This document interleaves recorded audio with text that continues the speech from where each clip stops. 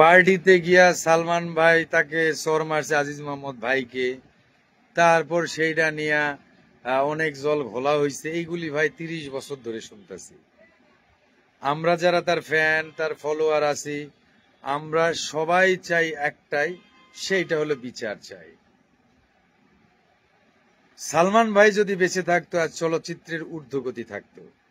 সালমান ভাই যদি বেঁচে থাকতো আমরা চলচ্চিত্রের শিল্পী কলাকুশলী যারা ছিলাম ওই সময় থেকে এই সময় পর্যন্ত তাদের মানে চুলায় আগুন জ্বলতো এবং ভালোভাবে জ্বলতো। কারণ এই ভদ্রলোক এমন ভাবে ইন্ডাস্ট্রিটাকে মেনটেন করছিল, ডিরেক্টর প্রডিউসারকে বলাই বাহুল্য।